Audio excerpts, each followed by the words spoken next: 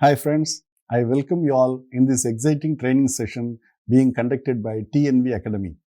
Today in this session, we will be discussing about the class 7 of ISO 45001-2018 which talks about support. So let's get going and start our discussion. Let me explain to you what we will be covering in this session. In this session, we will be discussing the class 7 of ISO 45001-2018 which states that an organization should provide efficient support for the successful implementation of occupational health and safety management system. Along with this, we will discuss about the first subclass 7.1 which talks about the kind of resources that an organization has to provide for the smooth functioning of occupational health and safety management system. Now, let us understand about the internal references taken by class 7 and subclass 7.1. As far as both these classes are concerned, they take reference from Annexure A defined within the standard. Annexure A defines the list of terms and their meaning used within the standard under several classes so that there is no misinterpretation of any of the terms while implementing the standard. Now let me tell you what are all the key takeaways from this session.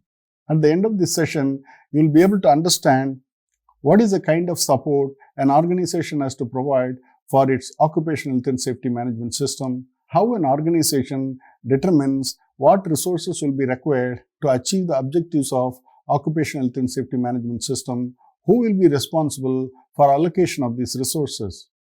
So let's begin our discussion with a brief introduction on class 7 support. So what do we mean by support? The systems and plans in place to ensure successful establishment, implementation, and maintenance of the management system in the organization is the support we are talking about. Support for the occupational health and safety management system includes allocating necessary resources for implementation of the plan, create awareness of the occupational health and safety policy, communicate information about the occupational health and safety management system, outline with whom the information should be shared, manage documentation including tracking of updates, and control information and ensure its accessibility and accuracy. Essentially, the support system provides an overview of how the organization must plan and support the successful implementation of the occupational health and safety management system. Successfully managing an occupational health and safety management system relies heavily on having the necessary resources for each task. Let us now discuss the requirements of subclass 7.1 resources in detail. The subclass 7.1 of ISO 45000-2018 states that the organization shall determine and provide the resources needed for the establishment, implementation, maintenance, and continual improvement of the occupational health and safety management system. The identification, procurement, and provision of resources are the prerogative of senior management, and their absence or diminution can be limitation on the effectiveness of the occupational health and safety management system. Examples of resources include human resources, natural resources, infrastructure, technology, and others. There might be some infrastructural resources as well which might be needed for the implementation of recurring functioning of occupational health and safety management system, which can include the following: buildings, plant, equipment, utilities, information technology, communication systems, emergency containment systems, etc., etc. Resources should be provided in a timely and efficient manner. Resource allocation should consider the organization's current and future needs.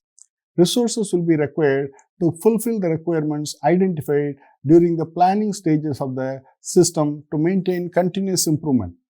As part of the identifying resources, the organization needs to look at the information produced in Section 6 to acknowledge the risk, the opportunities, the resulting objectives. It is essential that the allocation of resources has full support from the top management under the requirements of Clause 5 of the standard to drive the maintenance of a safe and healthy work environment. They then need to allocate sufficient resources to mitigate or manage them. Simply put, the standard advises the organization that the resources required to achieve the stated objectives and show continual improvement must be made available. Friends, I hope you are clear with the requirements of Class 7 and Subclass 7.1 of ISO 45001-2018. Now let us move forward and discuss the other important components of this session. Now we'll talk about the mandatory documentation that an organization had to maintain for fulfilling the requirements of subclass 7.1 of ISO 45001:2018. As far as subclass 7.1 of ISO 45001:2018 is concerned, it does not demand that an organization should keep a documentary evidence about the allocated resources for the implementation of occupational health and safety management system.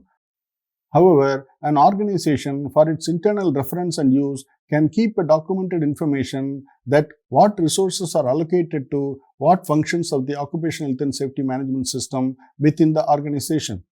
Dear friends, we have now come to the conclusion of this training session. I hope that you all must have understood the requirements and concepts that fall under the Class 7 and Subclass 7.1 of ISO 45001:2018.